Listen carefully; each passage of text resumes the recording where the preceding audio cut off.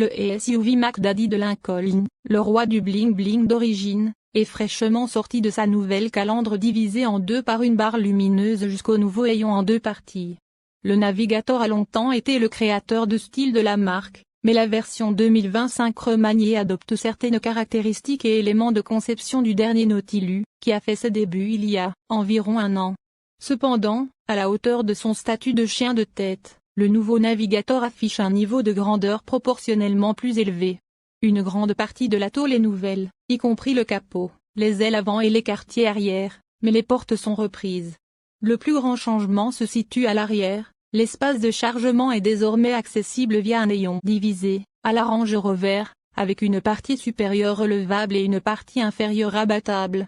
La partie supérieure où les deux éléments peuvent être réglés pour s'ouvrir automatiquement à l'approche. La partie inférieure supporte jusqu'à 500 livres, et l'insert de dossier disponible est parfait pour le talonnage.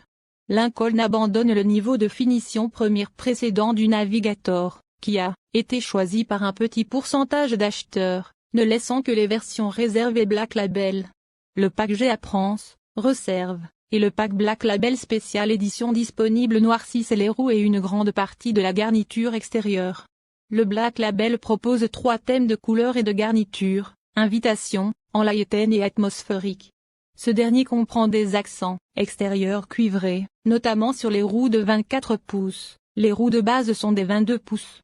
À l'intérieur, l'élément phare est l'écran numérique de 4 pieds qui s'étend sur toute la largeur du tableau de bord, un peu de technologie empruntée au Nautilus. La configuration est inhabituelle non seulement par sa taille mais aussi par sa configuration.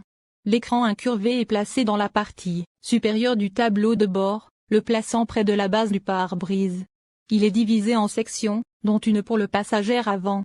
Lorsque le véhicule est en stationnement, des vidéos ou des jeux peuvent être affichés au format grand écran, un changement par rapport au Nautilus, bien que ce modèle obtienne cette capacité via une mise à jour OTA.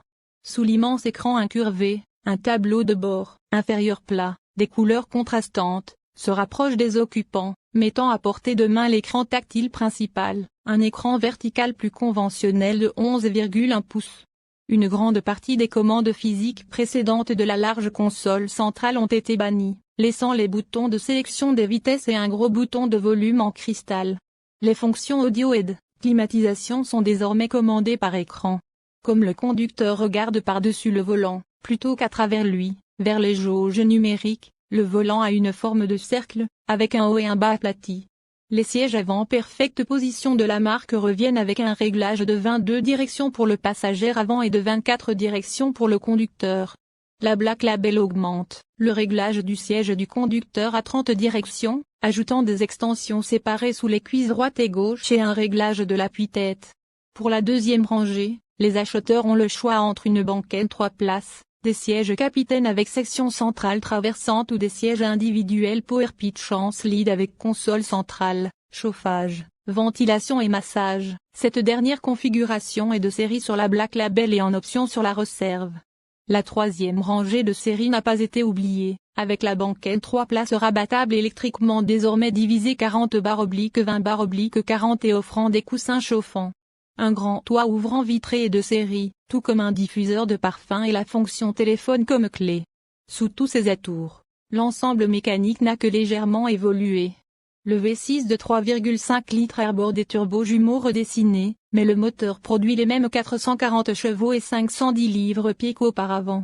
La transmission intégrale est de nouveau de série, tout comme les amortisseurs adaptatifs qui s'ajustent en fonction des informations fournies par les caméras de surveillance de la route.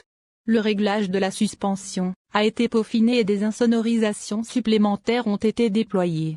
L'assistance à la conduite main libre Blue Cruise est également de série, et cette dernière version comprend le changement de voie automatisé, selon les instructions du conducteur, et le repositionnement dans la voie. Turn Signal V est une nouvelle fonction d'assistance au conducteur qui utilise une caméra orientée vers l'arrière pour afficher une image de la voie adjacente sur l'écran numérique lorsque le clignotant est activé. Intersection Assist avertit de la présence de véhicules venant en sens inverse lors d'un virage à gauche. Comme auparavant, le Navigator est disponible en version standard L, l'aile reposant sur un empattement plus long de 9 pouces et s'étirant de 11,9 pouces supplémentaires du nez à la queue. Le volume de chargement de la version standard varie de 23 pieds cubes derrière la troisième rangée, avec les dossiers inclinables à commande électrique entièrement relevés, à 107 pieds cubes avec toutes les rangées aplaties. Pour la L, ces chiffres sont de 37 pieds cubes et 122 cubes. Avec l'ensemble de remorquage robuste disponible, le Navigator peut remorquer jusqu'à 8700 litres.